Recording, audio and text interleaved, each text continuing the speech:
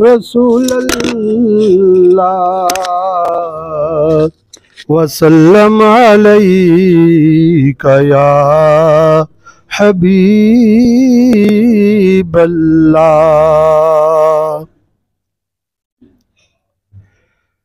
वाह क्या जूद करम है शहे बतहा तेरा,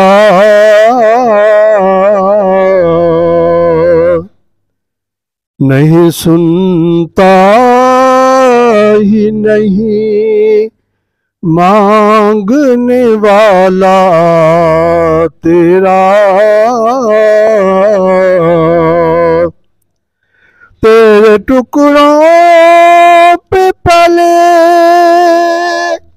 गैर की ठोकर पे न डाल, तेरे टुकड़ों पे पले गैर की ठोकर पे न डाल।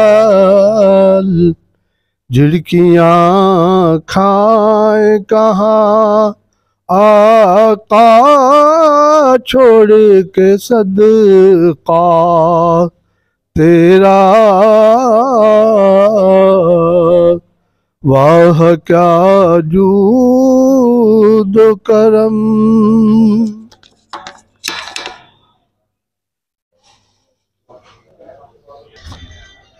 अच्छा जी, आज का जो सबसे शुक्रिया, आप लोगों ने अपना कीमती टाइम निकाला। तो सबसे पहले जो हमारे चीफ गेस्ट हैं आज के, डॉक्टर कारी गुलाम मुर्तज़ा साहब, assistant director livestock Jhelum, doctor Imran Virk साहब DDL जेहलम, डॉक्टर मसूद साहब DDL दीना। सब मोस्ट वी वेलकम यू, और आप सबका भी आने का शुक्रिया सर। अच्छा जी, ज़्यादा टाइम नहीं लूँगा जी आपका, स्टार्ट करेंगे हम। हमारा आज का जो एजेंडा है मेनली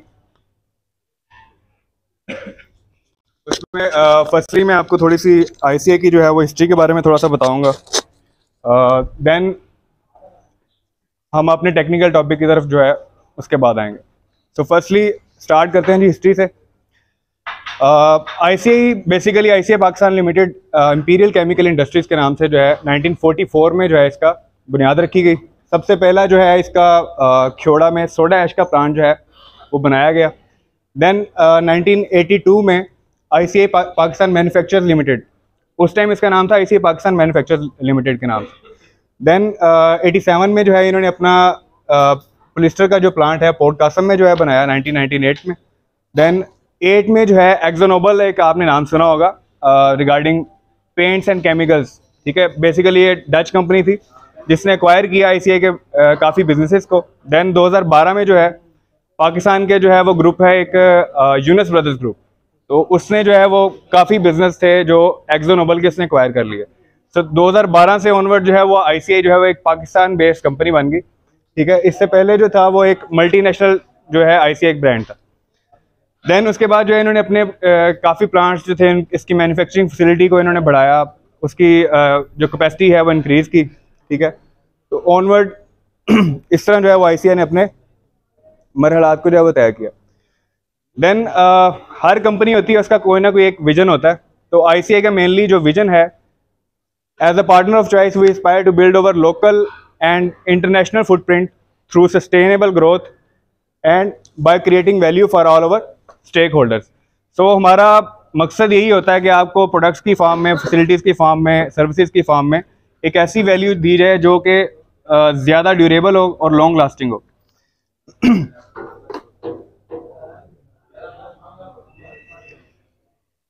देन हर कंपनी की कुछ कोर वैल्यूज़ होती हैं, ठीक है. ICA की भी कुछ कोर वैल्यूज़ हैं. उसमें मेनली सबसे पहले है जी कस्टमर सेंट्रिसिटी. कस्टमर सेंट्रिक है जी ICA पाकिस्तान लिमिटेड, क्योंकि अगर ऑब्वियसली कस्टमर नहीं होगा तो ऑब्वियसली हम नहीं होंगे. देन सेकेंडली रिस्पॉन्सिबिलिटी है, इंटेग्रिटी है. इनोवेशन एक बहुत अच्छी जो है सबसे इंपॉर्टेंट वैल्यू है, क्योंकि हम ट्रेंड के अकॉर्डिंग जो है वो आपको डिफरेंट प्रोडक्ट्स, डिफरेंट सर्विसेज जो है वो प्रोवाइड कर रहे होते हैं. Then passion for the people है, डिलीवरिंग एंड्योरिंग वैल्यू है, लॉन्ग लास्टिंग जो है वो वैल्यू जो है वो हम आपको सर्विसेज के जरिए जो है वो प्रोवाइड करते हैं. देन नेक्स्ट चलते हैं जी, आपको थोड़ा सा ICA के बिजनेसेस के बारे में बताता चलूँ. सबसे पहले है जी सोडा ऐश. देन हमारा पोलिस्टर का स्टेपल फाइबर का बिजनेस है, केमिकल एंड एग्री साइंसेस का बिजनेस है, ह्यूमन फार्मास्यूटिकल्स हैं, न्यूट्रिको पाकिस्तान अभी रिसेंटली BF3 जो इन्फेंट मिल्क का जो है ब्रांड है वो हमने रिसेंट लॉन्च किया है. एनिमल हेल्थ का जो ब्रांड है इसमें डिपार्टमेंट में दो बेसिकली डिवीजन्स हैं, पोल्ट्री है और लाइफ स्टॉक है. लाइफ स्टॉक के फर्दर ग्रुप्स हैं जो कि डिफरेंट प्रोडक्ट्स में डील करते हैं और डिफरेंट सेक्टर्स को जो है वो डील करते हैं. उसमें mainly trade and sportive group है, जो कि हमारा लोकल जो हमारा ब्रांड है फार्मर चॉइस, जिसका प्लांट मतलब उसकी जो फार्मर चॉइस की जो कैटेगरी है उसके अंदर जितनी हमारी लोकल मैन्युफैक्चरिंग है, एंटीबायोटिक्स हैं, मल्टीविटामिन्स हैं, एनसेड्स हैं, वो सारी इस हेडिंग में आती हैं. देन कॉर्पोरेट और बोइन जेनेटिक्स है, जिसमें हम सीमन वगैरह और फीड एडिटिव्स वगैरह जो है वो आपको प्रोवाइड करते हैं. उसके बाद जी कुछ प्रिंसिपल्स. अच्छा, एक हमारा डिपार्टमेंट है जी CSR, कॉर्पोरेट सोशल रिस्पॉन्सिबिलिटी. तो ICA बेसिकली आपको प्रोडक्ट्स के अलावा, सर्विसेज के अलावा इन जो है वो वेलफेयर वाले कामों में भी जो है वो हिस्सा लेती है. उसमें आपको मेजर हाईलाइट्स बताता चलूँ. सबसे पहले जी काका पीर स्कूल का इन्होंने क्याम रखा. उसके बाद एम्बुलेंसेज जो हैं कम्युनिटी क्लिनिक्स के लिए बनाई गई हैं. लेडीज़ वेलफेयर सेंटर्स जो हैं वो कायम किए गए, ठीक है. उसके बाद कैटल क्रशेस जो है वो पोटोहार में लगाए गए हैं. इस तरह डिफरेंट कैंपेन्स जो है वो वक्तन फवक्तन जो है वो वेलफेयर के कामों में जो है ICA हिस्सा लेती रहती है. उसके बाद जी मेनली ये कुछ प्रिंसिपल्स हैं, one of the best principles in the world. इसमें मेनली कैवक है जो कि वैक्सीन को डील करता है. फार्मर चॉइस हमारा लोकल ब्रांड है, बायर है, इलांको है, ट्राउ न्यूट्रिशन है, वीमो है, लैंक्सिस, मर्व्यू लैब्स. ये सारी बेसिकली फीड एडिटिव से रिलेटेड जो है वो प्रोडक्ट्स जो है वो जिसकी हम डिस्ट्रीब्यूशन जो है वो पाकिस्तान में कर रहे हैं. देन MSD है. MSD का आपने कंपनी का सुना होगा, इमीजोल, जिस प्रोडक्ट का जो है वो MSD से लिंक करता है. तो नेक्स्ट टाइम ज़ाया किए बगैर जो है वो हम अपने टेक्निकल सेशन की तरफ चलते हैं जी. तो बेसिकली आज का जो हमारा टेक्निकल सेशन है वो रिगार्डिंग टिक बोर्न डिसीजेज है, क्योंकि नेक्स्ट अब सीज़न भी आने वाला है. तो उससे पहले एक हमारा मकसद ये था कि आपको रिफ्रेशर सेशन दिया जाए और कुछ प्रोडक्ट्स जो है वो आपसे डिस्कस करनी थी. तो सबसे पहले जो है वो हम टिक बोर्न डिसीजेज से रिलेटेड फर्स्ट जो है वो डिसीज़ की तरफ जाते हैं, दैट इज़ थैलेरियोसिस. सो थैलेरिया और बबेजिया बेसिकली ये इंटरलिंक्ड हैं और टिक्स के ज़रिए दोनों बीमारियां जो है वो फैलती हैं. सो बेसिकली अगर हम फोकस करें टिक्स कंट्रोल पे तो हम इन दोनों बीमारियों से जो है वो इनकी प्रिवेंशन और कंट्रोल के लिए जो है वो काम कर सकते हैं. सो फर्स्टली थैलेरियोसिस बेसिकली है क्या? थैलेरिया एक इंट्रा सेलुलर पैरासाइट है, बेसिकली प्रोटोजो है, जो कि ब्लड के ज़रिए जो है वो टिक्स जो है वो इसका स्प्रेड करते हैं. तो मेनली 60% जो पाकिस्तान की इंडिजिनस ब्रीड्स हैं इससे अफेक्टेड है और 100% जो है वो कैटल ब्रीड्स जो इम्पोर्टेड ब्रीड्स हैं वो इससे जो है वो अफेक्ट हो जाती हैं. स्पीशीज़ और टाइप्स के बारे में बताता चलूँ. मेनली दो तरह की इसकी स्पीशीज़ हैं, थैलेरिया पार्वा है और थैलेरिया एनुलेटा है. तो बेसिकली जो इसकी टाइप्स हैं वो डिवाइड की गई हैं on the basis of region, ठीक है. सबसे पहले लाइक ट्रॉपिकल है तो ट्रॉपिकल थैलेरियोसिस मेनली होती है पाकिस्तान में, एशियन कंट्रीज़ में, ठीक है, लाइक इंडिया है, पाकिस्तान है, उसमें एशिया है, ठीक है। और जो सेकेंडली जो थ्लेरिया पार्वा है वो मेनली होती है अफ्रीकन कंट्रीज़ में, ठीक है। और ये स्प्रेड कौन कौन से टिक्स के जरिए होती है, इसमें दोनों जो टिक्स की टाइप है वो दोनों में डिफरेंट है। तो फर्स्टली थ्लेरिया पार्वा जो है वो रिफीसेफलस टिक की वजह से फैलती है, और जो थ्लेरिया इनुलेटा है वो हेयालोमा टिक्स की वजह से जो है वो स्प्रेड होती है। नेक्स्ट जो है वो आपको ये वेक्टर्स हैं इसके जो कि डिसीज़ को ट्रांसमिट करते हैं। इसमें ये हेयालोमा है और देन रिफीसेफलस है जो कि ईस्ट कोस्ट फीवर का जो है वो जो कॉजेटिव एजेंट है। अच्छा जी, डिसीज़ का फैलने का जो है वो वे क्या है, लाइफ साइकिल थोड़ा सा मैं आपको बताता चलूँ। जब टिक्स जो है वो फीडिंग करते हैं किसी भी कैटल पे, स्टेजेस जो है वो कंप्लीट करेगा। स्पोरोजाइट्स जो है वो मीरोजोइट्स में कन्वर्ट होंगे, देन मीरोजोइट्स से पायरोप्लाज्म जो है वो ब्लड सेल से जो है वो रिलीज होके डिसीज जो है वो पूरी बॉडी में जो है वो स्प्रेड कर देगा। तो मेनली जब नेक्स्ट टिक जो है वो फीडिंग करेगा तो वो नेक्स्ट जानवर पे इस तरह जो स्प्रेड है वो मतलब कंटिन्यूस रहेगा, ठीक है। तो ये बेसिकली एक ब्रीफ सा लाइफ साइकिल था आपको एक डिसीज का आइडिया देने के लिए। देन डिसीज अब ट्रांसमिट होगी, अब इसमें क्लिनिकल साइंस कौन कौन से अपीयर होंगे। फर्स्टली आपको जानवर में हाई बॉडी टेम्परेचर मिलेगा, अराउंड अबाउट 106 तक जो है वो बॉडी टेम्परेचर इसमें चला जाता है। और सेकेंडली क्योंकि इसमें लिम्फेटिक सिस्टम जो है वो इन्वॉल्व होता है, सो बेसिकली आपको जो सुपरफिशियल जो लिम्फ नोड्स होते हैं, गुदूद जो होते हैं, वो जानवर के स्वेल मिलेंगे, ठीक है। देन थर्डली जानवर जो है वो अनीमिया की तरफ चले जाता है, ठीक है, उसमें खून की जो है वो कमी हो जाती है। देन उसके बाद आपको जानवर के जो म्यूकस मेम्ब्रेन्स हैं, लाइक आइज़ की जो है वो म्यूकस मेम्ब्रेन्स, वो उसमें आपको पेलनेस मिलेगी, ठीक है, और येलोनेस मिलेगी। अच्छा जी, डिसीज थी थ्लेरियोसिस और इसकी जो ड्रग ऑफ चॉइस है दैट इज ब्यूटेलेक्स। अब ब्यूटेलेक्स में है क्या प्रोडक्ट है जी, ये ड्रग ऑफ चॉइस है फॉर द ट्रीटमेंट ऑफ थ्लेरियोसिस। और इसका जो फार्माकोलॉजिकल एक्शन है ये इनहिबिट कर देता है पैरासाइट्स को, उसकी रेस्पिरेशन को इनहिबिट करता है, जिसकी वजह से पैरासाइट की डेथ हो जाती है। अच्छा, इस साल्ट के बारे में मैं आपको एक इंटरेस्टिंग इन्फॉर्मेशन देता चलूँ कि बेसिकली ये जो साल्ट है MSG की एक सब्सिडरी कंपनी है शेरिंग क्लॉ के नाम से। तो बेसिकली ये जो डिस्कवरी है, ये जितनी भी रिसर्च एंड डेवलपमेंट है, ये शेरिंग क्लॉ की है इस साल्ट के बारे में। और शेरिंग क्लॉ जो है वो मतलब क्लेम करते हैं कि हमने ये जो साल्ट है बुपारवाकोन ये हमारा बनाया हुआ है, ठीक है। तो ऑलमोस्ट 10 ईयर्स की इस साल्ट पे रिसर्च है और वन ऑफ द बेस्ट जो है वो साल्ट है for the treatment of tick borne diseases. अब इस साल्ट की, इस प्रोडक्ट की क्या खासियत है। अब लाइफ साइकिल तो हमने डिस्कस किया है, ठीक है, उसमें जितनी भी स्टेजेस हैं, लाइक स्पोरोजोइट्स हैं, शाइजोन्ट्स हैं, पायरोप्लाज्म है या मीरोजोइट्स हैं, ये इन सब स्टेजेस के लिए जो है वो इफेक्टिव है ये प्रोडक्ट। देन एनिमल को जो है वो अपनी इम्यूनिटी खुद बनाने देती है ये प्रोडक्ट, और सेफ मॉलिक्यूल है। प्लाज्मेटिक कंसंट्रेशन जब आप डोज दे देते हैं तो अराउंड अबाउट 3 आवर्स के बाद जो है वो पीक कंसंट्रेशन जो है वो एनिमल डेवलप कर लेता है। और इस प्रोडक्ट की एफिकेसी के बारे में आपको बताता चलूँ कि वर्ल्ड वाइड जो भी डिफरेंट ट्रायल्स हुए हैं ईस्ट कंट्रीज़ में, ठीक है, मिडल ईस्ट में, इंडिया में, पाकिस्तान में, अफ्रीकन कंट्रीज़ में, तो around about 93.1% efficacy after the theileria annulata infection. मतलब ट्रॉपिकल थ्लेरियोसिस में आपको इसके 93% जो है वो आपको अच्छे रिजल्ट्स मिलते हैं।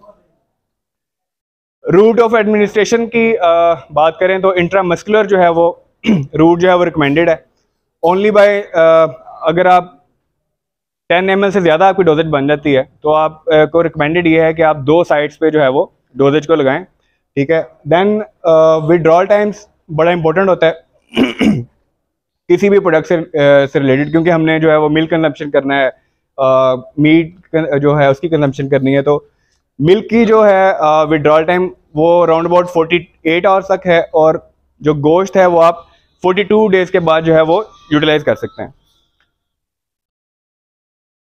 अच्छा जी, डोजेज की बताता चलूँ तो डोजेज 2.5 mg पर kg के हिसाब से जो है वो हम रिकमेंड करते हैं। तो ml में अराउंड अबाउट 1 ml पर 20 kg बॉडी वेट के हिसाब से हम इसको रिकमेंड करते हैं। इंट्रामस्कुलर इंजेक्शन है आपने जो रूट है इसका। और सीवियर केसेस में जब मोस्टली ये होता है कि आउटब्रेक के केसेस में जो है वो ज़्यादा इंसिडेंस होती है, तो जानवर जो है वो दोबारा से साइंस जो है वो शो कराना शुरू कर देते हैं। तो उस केसेस में जो है वो आप अराउंड अबाउट 48 to 72 आवर्स के जो है वो डिफरेंस है, आप सेकंड डोज जो है वो रिपीट कर सकते हैं।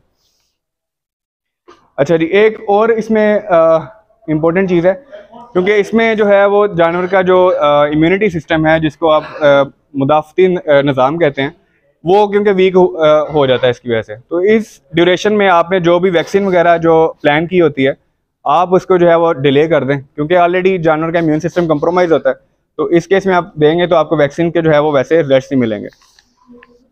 तो ये था जी थ्लेरिया के बारे में। देन सेकेंडली जो हमारी डिस्कशन है वो है बबेसियोसिस से रिलेटेड। बबेसियोसिस भी सेम इसी तरह ही जो है वो इंट्रा एरिथ्रोसिटिक प्रोटोजोवन है, ठीक है, ब्लड पैरासाइट है बबेसिया, दैट इज रिफीसेफलस टिक्स, ठीक है। और इसकी जो प्रोटोजोल की जो है पैरासाइट्स की दो टाइप्स है, मेनली बबेसिया बोविस है और सेकेंडली बबेसिया बाइजेमिना है। और इस डिसीज़ का जो है वो दौरानिया जो है वो 8 से 21 दिन तक जो है वो होता है। अब इसमें कौन कौन से साइंस जो है वो आपको मिलेंगे? सबसे पहले जो है वो जानवर में आपको फीवर मिलेगा, ठीक है, उसकी वजह से जो है एनीमिया और जानवर जॉन्डिस की तरफ चला जाएगा। और देन एंड स्टेजेस में क्या होगा, आपको जानवर के जो है वो ब्लड में खून आना शुरू हो जाएगा उसके यूरिन में। तो इस स्टेज को जो है वो हम कहते हैं हीमोग्लोबिनूरिया।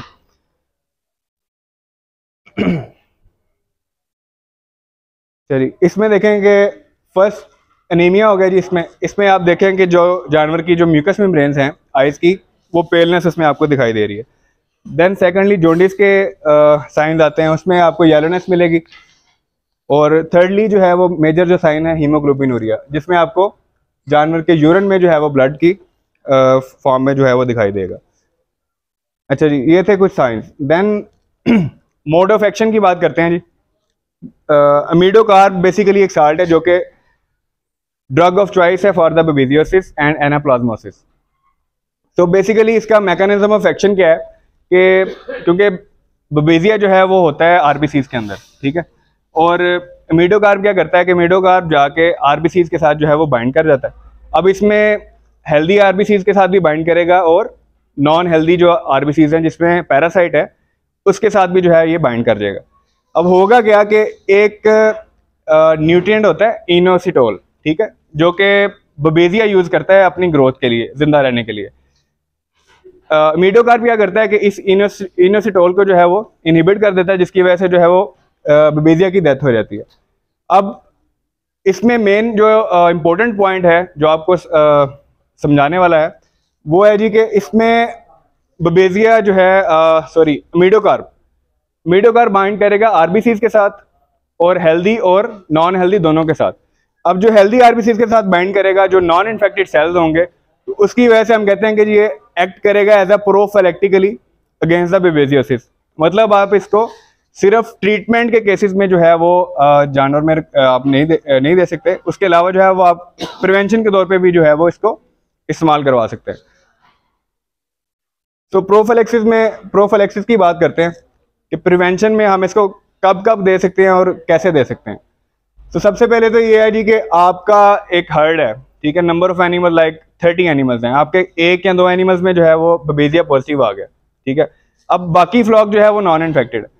अब 1-2 एनिमल्स की वजह से जो है वो डिसीज स्प्रेड होने के चांसेस हैं कि आपका पूरा फ्लॉक भी जो है वो पॉजिटिव हो सकता है।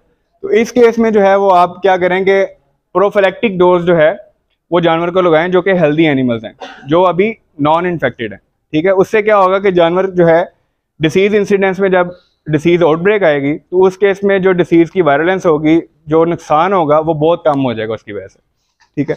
और सेकेंडली समटाइम्स ऐसे होता है कि हम सिंध वाले एरिया से जो है वो पंजाब वाले एरिया में एनिमल्स लेके आ रहे होते हैं, ठीक है। उसमें ये होता है कि डिसीज समटाइम्स उधर ज़्यादा होती है, समटाइम्स इधर जो है वो इंसिडेंस इसकी कम होती है। तो इन केसेस में जब आप न्यू एनिमल्स को लेके आ रहे हैं तो उसमें भी आप एक प्रोटोकॉल जो है वो अडॉप्ट करें। उसमें आपने प्रोफिलैक्टिकली जो आप न्यू एनिमल्स लेके आ रहे हैं उसमें प्रोफिलैक्टिक जो डोजेज है वो उसमें भी इंजेक्ट करवाएं। उससे ये होगा कि जानवर जो है वो 6 वीक्स तक जो है ज़्यादा इंसिडेंस वाले केसेस में 6 वीक्स तक जो है वो बबीदिया से प्रोटेक्टेड रहेगा। देन डोजेज की बात कर लेते हैं जी। डोजेज जो है मीडोकार्प की 1 ml पर 100 kg के रिकमेंड की जाती है, और जो हॉर्सेज हैं उसमें 2 ml पर 100 kg है फॉर बबीदिया क्वाई, और बोवाइंस में जो है ट्रीटमेंट एनाप्लाज्मोसिस के लिए जो है 2.5 ml पर 100 kg रिकमेंड करते हैं। और जो प्रोफिलैक्टिक डोजेज है वो आपको पता है कि 2 to 3 टाइम्स जो है वो ज़्यादा होती है।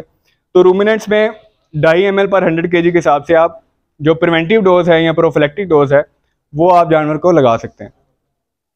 और इसमें अच्छा, इसमें आप में से कोई इनपुट देना चाहेगा कि मेरा ये मतलब अभी ये राउंड अबाउट 8 सेमिनार होगा, और इसमें जनरली यही क्वेश्चन होता है कि हम इमिजोल की इंजेक्शन लगवाते हैं और इसमें जानवर जो है वो रिएक्शन शो करवा देता है। तो किसी बंदे का कोई फील्ड एक्सपीरियंस है इससे रिलेटेड, इमिजोल से रिलेटेड के कोई रिएक्ट कर गई हो ड्रग?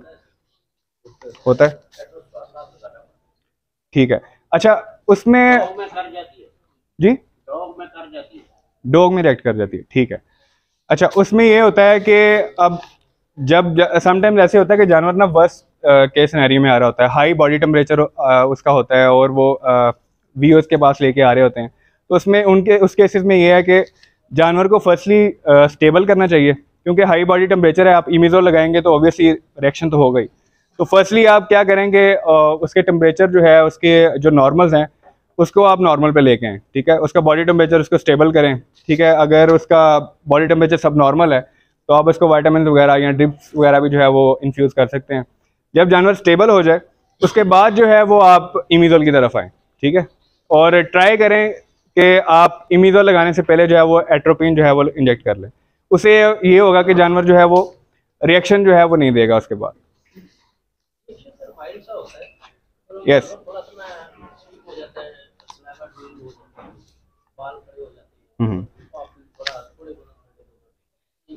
जी।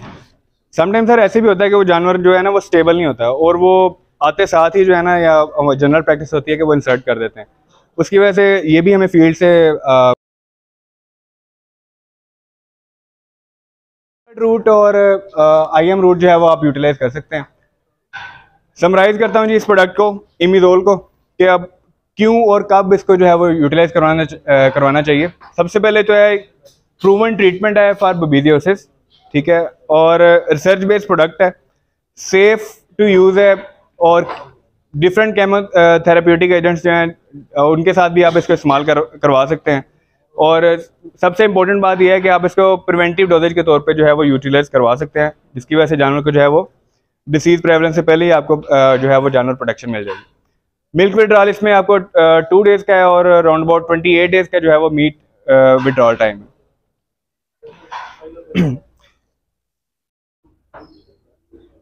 अच्छा जी, थर्ड और लास्ट जो हमारी प्रोडक्ट है डिस्कशन के लिए, दैट इज़ इंडक्टिन। और इंडक्टिन बेसिकली है क्या, आइवरमेक्टिन इसमें साल्ट है, और आइवरमेक्टिन जो है वो इंडक्टोसाइड है जो कि इंटरनल और एक्सटर्नल पैरासाइट्स दोनों के लिए जो है वो इफेक्टिव है। तो मेनली रिसर्च जो आर्टिकल्स हैं उसके अकॉर्डिंग ये 300 जो है वो पैरासाइट से प्रोटेक्शन देता है आइवरमेक्टिन।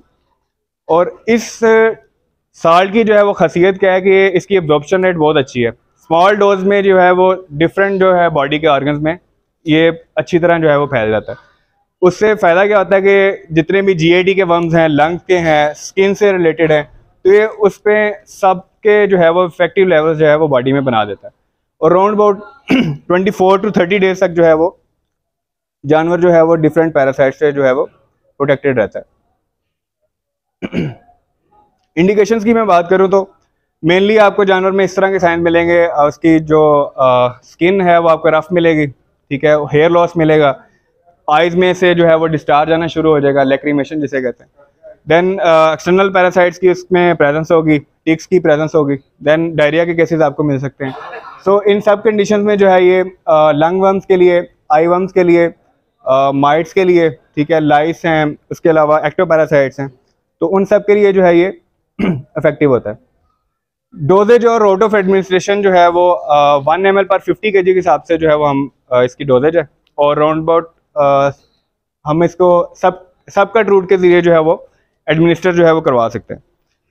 एफिकेसी की अगर इसकी बात करें तो डिफरेंट जो GIT वर्म्स हैं उसके खिलाफ इसकी एफिकेसी जो है वो अराउंड अबाउट 28 डेज तक जो है मैक्सिमम जो है वो ये एफिशिएंट रहता है अगेंस्ट डिफरेंट जो है GIT के पैरासाइट्स। कुछ बातों का जो है वो ख्याल रखना ज़रूरी है इस प्रोडक्ट के यूजेज में। जब कैटल को आपने स्लॉटर करना है तो 35 डेज़ के बाद जो है वो आफ्टर ट्रीटमेंट उसको स्लॉटर कर सकते हैं। उसके बाद जो मिल्किंग एनिमल्स हैं उनके दूध इस्तेमाल ना करें जब आप इसको यूटिलाइज़ करवा रहे हो। और जो नॉन लैक्टेटिंग डेयरी काउस हैं या प्रेग्नेंट हीफर्स हैं 60 डेज़ जो है वो काविंग तक जो है वो उसमें आप यूटिलाइज़ ना करवाएं, ठीक है। और इसमें IM और इंट्रावीनस जो है वो IV जो है वो आप इसको यूटिलाइज ना करवाएं। बेनिफिट्स क्या हैं जी इस प्रोडक्ट के? First of all broad spectrum efficacy है, इंटरनल और एक्सटर्नल पैरासाइट्स दोनों के लिए मुफीद है। परसिस्टेंट एक्टिविटी अगेंस्ट इंटरनल और एक्सटर्नल पैरासाइट्स दोनों जो है वो इंटरनल हैं या एक्सटर्नल है, दोनों के जरिए जो है वो इसकी एफिकेसी है। सेफ है, आप काज में भी इसको यूटिलाइज करवा सकते हैं और स्मॉल डोज है और क्विक एक्शन है इसका, ठीक है, क्योंकि एब्जॉर्प्शन अच्छी है और बॉडी में इजीली जो है वो डिस्ट्रीब्यूट हो जाती है। 21 डेज तक जो है ये प्रोटेक्शन देता है लंगवर्म्स के खिलाफ और 10 डेज GIT निमेटोड्स के खिलाफ। जो GIT मतलब गैस्ट्रो जो इंटेस्टिनल ट्रैक्ट है जानवर का निज़ाम है उसमें जो वर्म्स होते हैं उसमें 10 दिन की जो है ये प्रोटेक्शन देता है। और जो टिक्स हैं उसमें अराउंड अबाउट 21 डेज तक जो है ये अपनी जो है वो प्रोटेक्टिव एफिकेसी जो है वो देता है।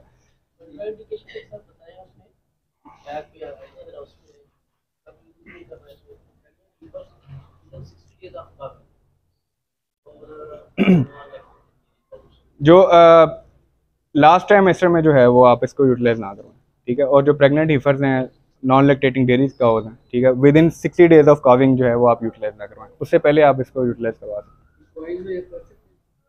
इक्वाइंस में यस कर सकते हैं। अब किसके इसमें अच्छा सर, आइवरमेक की वैसे मेरी भी प्रैक्टिस है कि मैंने उसमें डॉग्स में इसको यूटिलाइज करवाया था, लेकिन उसमें भी जो है वो समटाइम्स रिएक्शन उसमें दे जाता है आइवरमेक का ना, उसमें स्मॉल डोज से स्टार्ट करवाना पड़ता है फिर वो, लेकिन उसमें इतनी एफिकेसी जो है वो रिजल्ट्स अच्छे हैं, लार्ज ब्रीड्स में अच्छे रिजल्ट्स आते हैं, लेकिन जो स्मॉल ब्रीड्स में उसमें थोड़ा सा रिएक्ट कर जाता है ड्रग।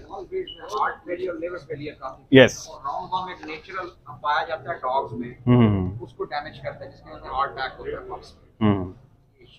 लार्ज ब्रीड्स में ठीक है, लाइक वो वूली गुलटेर पे मैंने एक यूटिलाइज करवाया था, उसमें